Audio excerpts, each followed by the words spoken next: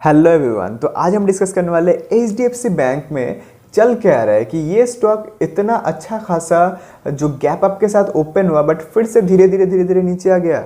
मतलब इतने सालों बाद स्टॉक ने ऊपर ब्रेकआउट दिया है। आप अगर देखोगे ऑलमोस्ट 1200 डेज के बाद इतने टाइम बाद इसने ब्रेकआउट दिया था बट फिर से नीचे आ गया। मतलब चल क्या रहा है, अगर आपको समझ नहीं आ रहा तो आज हम डिस्कस करेंगे एंड कुछ नया भी सीखने वाले हैं, तो बहुत ही ज़्यादा मज़ा आएगा।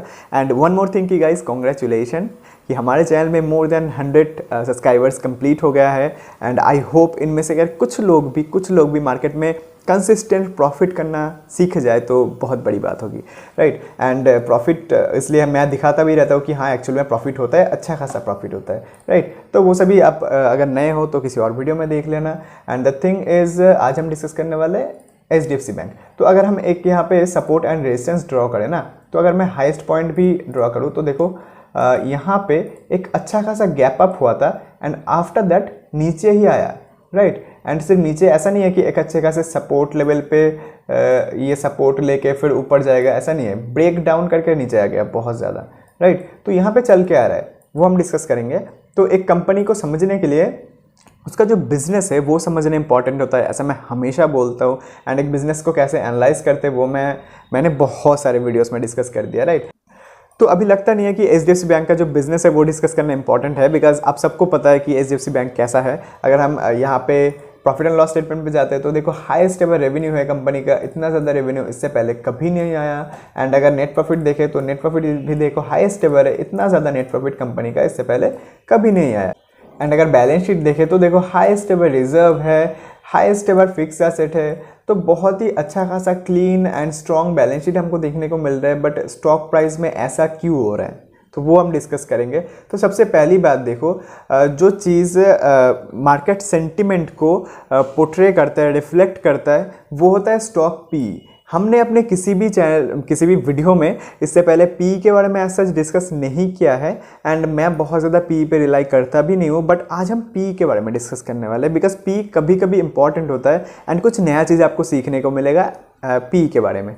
तो the thing is market cap है 12 लाख करोड़ का, राइट। अगर हम यहाँ पे जाते हैं एंड आफ्टर दैट हम स्क्रीनर पे यहाँ पे स्क्रीन पे जाते हैं एंड यहाँ पे अगर हम मार्केट कैपिटलाइजेशन मोर देन 1 करते हैं ना एंड फिर रन दिस क्वेरी करते हैं एंड आफ्टर दैट यहाँ पे फिल्टर करते हैं तो देखो 3rd नंबर पे आता है। सबसे बड़ा कंपनी है इंडिया में 3rd नंबर पे, राइट।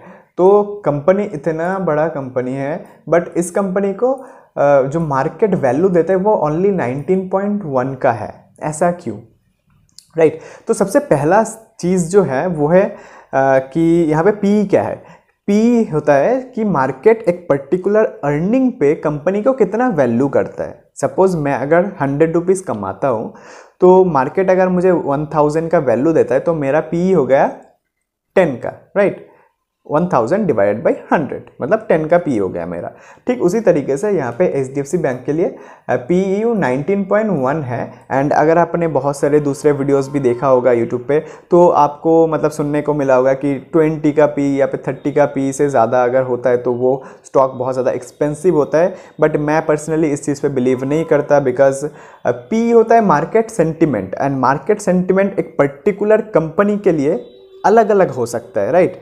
एंड ये चीज़ मैं फिर से रिपीट कर रहा हूँ, अच्छे से ध्यान से सुनना, बहुत इंपॉर्टेंट पॉइंट है कि जो पी होता है वो होता है मार्केट सेंटिमेंट। एक कंपनी जब से लिस्ट हुआ है उसके बाद से जो मार्केट है उसने उस कंपनी को कितना वैल्यू दिया ये आपको देखना पड़ेगा।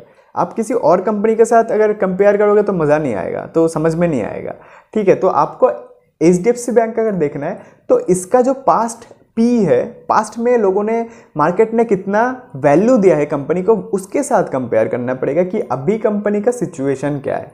तो वो कहाँ पे मिलेगा, चार्ट पे जाना है एंड यहाँ पे अगर हम 10 ईयर का देखते हैं एंड यहाँ पे पी रेशियो सिलेक्ट करके रखते हैं तो देखो मार्केट ने हाईएस्ट पी कितना दिया 33.8 एंड यहाँ पे 40.97 का, राइट। एंड अगर मोस्ट ऑफ द टाइम आप देखोगे ना तो कंपनी का पी 30 से नीचे ही था, राइट। एंड कंपनी का जो मीडियन पी है वो 25 का है एंड करंट पी चल रहा है 19.2 का।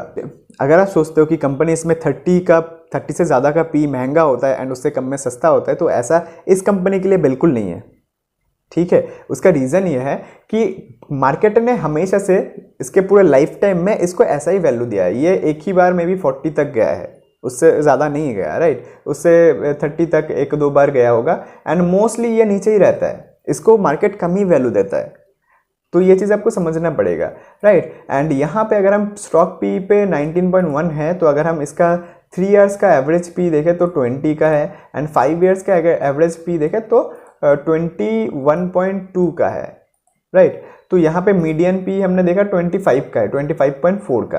तो ये चीज़ आपको समझना पड़ेगा कि यहाँ पे कंपनी थोड़ा बहुत अंडर वैल्यूड है, थोड़ा बहुत ज़्यादा नहीं है, राइट। जैसे कि हम समझते हैं कि 19 का पी HDFC बैंक तो बहुत ज़्यादा अंडर वैल्यूड होगा, ऐसा बिल्कुल भी नहीं है। बिकॉज इसका पास्ट जो परफॉर्मेंस है, पास्ट जो पी है वो उतना ज़्यादा नहीं था। ऐसा नहीं है कि 60, 70, 80, 100 का पी है, ऐसा नहीं हुआ कभी भी इस कंपनी में। दूसरे कंपनी में मिलता है तो वो आपको देखना पड़ेगा अलग से, बट इस कंपनी में कभी हुआ नहीं है। तो अगर 40 से ज़्यादा गया नहीं है कभी, तो आप कैसे एक्सपेक्ट कर सकते हो कि अभी जाके 40 क्रॉस कर जाएगा? नहीं होगा, ठीक है। एंड उसके पीछे एक और रीज़न है कि कंपनी ऑलरेडी इतना बड़ा कंपनी है, कितना ही एक्सपैंड करेगा अपने आप को, कितना ही ग्रो करेगा। एक small cap mid cap company है तो उसके पास स्कोप रहता है, मार्केट में अपॉर्चुनिटी रहता है ग्रो करने का। बट ये ऑलरेडी 12 लाख करोड़ की कंपनी है, ये कितना ही ग्रो करेगा, राइट। तो इसका ग्रोथ भी उस स्पीड में नहीं होने वाला। एंड पी ऑलरेडी आपने देख ही लिया कि मार्केट ने बहुत ज़्यादा पी कभी दिया नहीं है इसको, तो आप आगे भी एक्सपेक्ट नहीं कर सकती बहुत ज़्यादा पी दे। बट मीडियम तक तो हम एक्सपेक्ट कर ही सकते हैं कि 25.4 तक तो एक्सपेक्ट कर ही सकते हैं। तो यहाँ पे हम एक छोटा सा वैल्यूएशन गेम खेल लेते हैं कि यार ये स्टॉक अगर ब्रेकआउट करता है तो कहाँ तक जा सकता है, राइट। तो यहाँ पे ये जो वीडियो बना रहा हूँ ना, मैं सीखने के लिए बना रहा हूँ प्योरली आपके। ओके, तो वीडियो ऑफ हो गया था तो मैं फिर से रिकॉर्ड कर रहा हूँ, बिकॉज वो अलग जो फाइल था सेकंड वाला, वो मैंने गलती से जंक फाइल समझ के डिलीट कर दिया और वो रिकवर नहीं हो पाया। तो फिर से रिकॉर्ड कर रहा हूँ मैं। तो यहाँ पे देखो HDFC बैंक में जो मीडियन का पी है 10 इयर्स का, वो 25.4 का है, राइट। तो अगर हम एक्सपेक्ट करते हैं कि इन फ्यूचर 25.4 तक अगर HDFC बैंक पहुँच जाता है तो उसका प्राइस क्या होगा? तो P का formula P divide by E, तो E कितना है? E हमें देखना पड़ेगा जाके प्रॉफिट एंड लॉस स्टेटमेंट पे।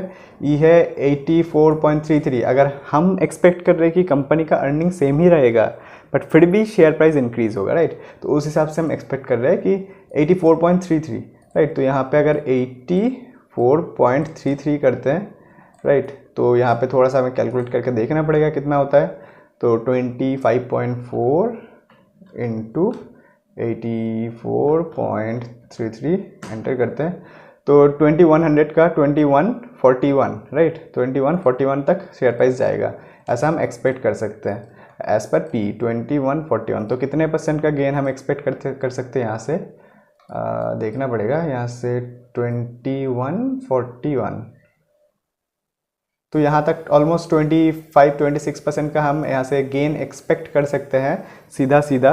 एंड जब एक और चीज़ अच्छे से ध्यान से सुनना कि जब भी कोई भी स्टॉक, ऐसा स्टॉक जो कि इतने सालों के बाद एक ब्रेकआउट करके ऊपर चलना स्टार्ट करता है ना, वो सिर्फ 30%, 25% से नहीं रुकता, वो और भी ऊपर जाता है, राइट। तो यहाँ पे बिकॉज ऑफ सेंटिमेंट कि इतने सालों बाद HDFC बैंक चलना स्टार्ट किया, वो तो बहुत ऊपर जाएगा, लोग ऐसा ही सोचेंगे, राइट। एंड इसी वजह से सेंटिमेंट की वजह से थोड़ा सा और ऊपर जा सकता है। बट ऐसे लार्ज कैप स्टॉक्स में, इतने बड़े स्टॉक में आपको बहुत ज़्यादा रिटर्न तो एक्सपेक्ट करना नहीं चाहिए। बट जब भी ब्रेकआउट देता है तब may be 50% with in a year आप एक्सपेक्ट कर ही सकते हो। बट मैं यूजुअली ऐसे लाइफ टाइम हाई स्टॉक्स पर ट्रेड नहीं करता, चाहे कितना भी बढ़िया स्टॉक हो। एंड आई होप आपको PE का कॉन्सेप्ट समझ में आ गया होगा कि इसमें PE इतना कम क्यों है। एंड PE और भी बहुत सारे कंपनीज में कम होता है, जैसे कि angel one, right, because angel one type का जो ब्रोकिंग बिजनेस है, तो इनका कोई भी श्योरिटी नहीं होता, राइट, कब तक अच्छा खासा पैसा कमाएंगे। बिकॉज जब तक लोग ज़्यादा ट्रेडिंग कर रहे हैं तब तक इनके पास पैसा है। जब ट्रेडिंग करना बंद कर देंगे, इन्वेस्टमेंट करेंगे, डिलीवरी पे काम करेंगे हमारे जैसा, तो इनका प्रॉफिट कम हो जाएगा, राइट। तो इसलिए मार्केट इसको कभी भी ज़्यादा PE नहीं देता। अगर आप चार्ट पे जाकर देखोगे तो यहाँ पे 10 ईयर्स का PE देखो, मैक्सिमम गया है 36.2 तक, HDFC बैंक से भी कम। एंड यहाँ पे मीडियन का PE 20.7, राइट।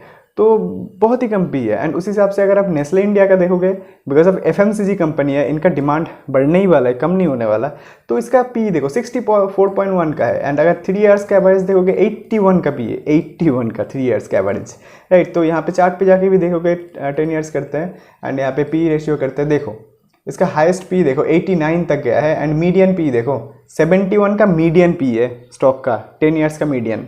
इसका मतलब समझ रहे हो? तो इसी वजह से आपको पी एक अलग तरीके से देखना होता है एंड किस तरीके से आप समझ सकते हो कि पी को किस तरीके से एनालाइज करना होता है। आई होप क्लियर हो गया होगा। एंड कुछ भी डाउट आता है तो कमेंट करो एंड अगर अच्छा लगे तो सब्सक्राइब करो, बिकॉज हम जो सिखाते हैं वो काम करता है, हमने 1000 बार दिखा दिया है। अगर अच्छा लगे तो सब्सक्राइब करो, कुछ भी क्वेश्चन है कमेंट करो, लाइक करो। आप लोग लाइक शेयर सब्सक्राइब करोगे, कमेंट करोगे, तब जाके वीडियो का रीच इंक्रीज होगा एंड हमारे चैनल में 100 नहीं 1 लाख भी सब्सक्राइबर कंप्लीट हो जाएगा। तो सब्सक्राइब करो, फिर मिलते हैं।